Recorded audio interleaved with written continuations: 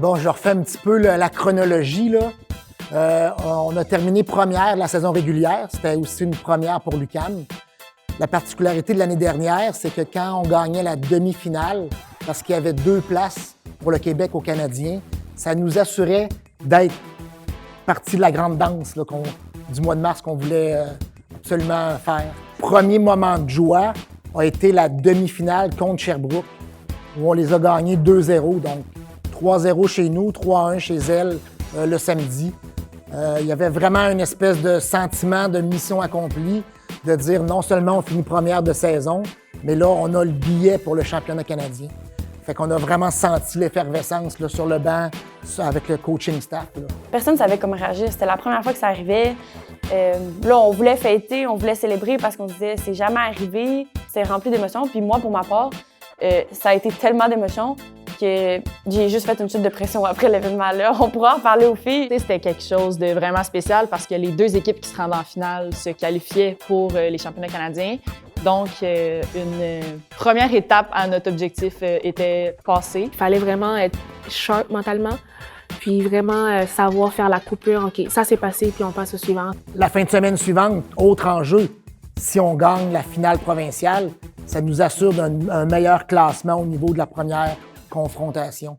Bonjour à tous, mesdames et messieurs, bienvenue à cette finale de volleyball féminin Division 1 du RSEQ. Les citadins de l'UQAM aujourd'hui affrontent l'Université de McGill.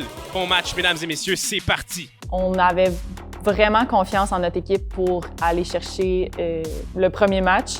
McGill sont vraiment revenus en force au 3e set, mais on est vraiment encore une fois restés ensemble, on communiquait l'information, puis on allait chercher des points importants là, pour gagner ce match.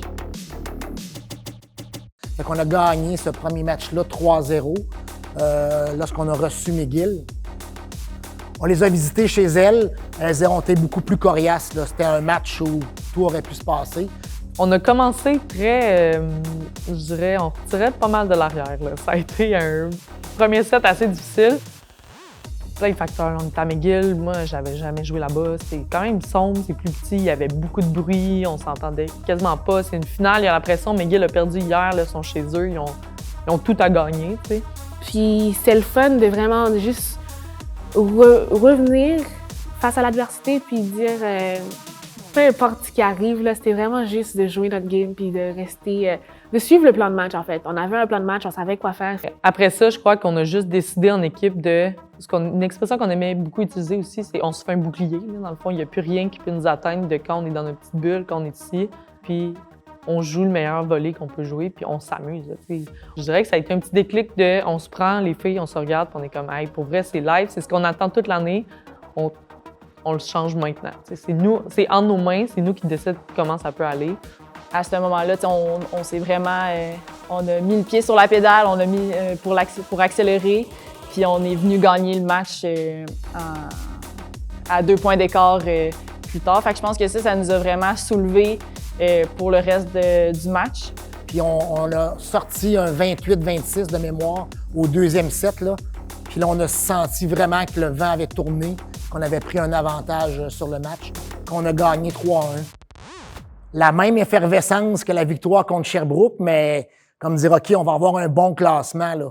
Fait que la fameuse danse qu'on va faire au mois de mars, bien, on peut même croire à quelque chose d'intéressant dans ce fameux championnat canadien-là. Comment on peut décrire ça? Est-ce que les mots même peuvent le faire? C'est vraiment quelque chose qui se concrétisait. On en a parlé toute la saison, on le voulait vraiment, puis c'est comme, OK, on est rendu là, on l'a fait. Fait que c'était vraiment juste de la joie, des pleurs de joie, des pleurs de contentement, de soulagement.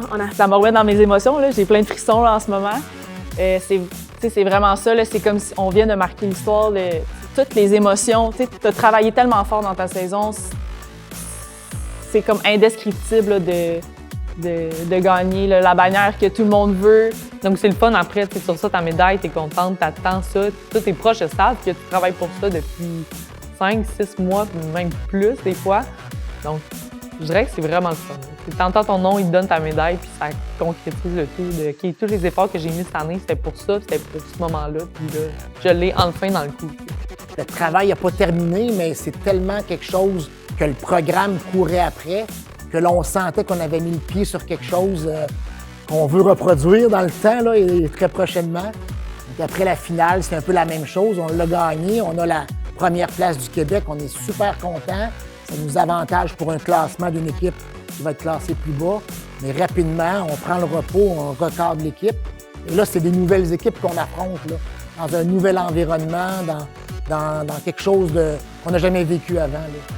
Mais le fait de savoir que c'est après ça qu'on court, ce recadrage-là est beaucoup plus facile à faire.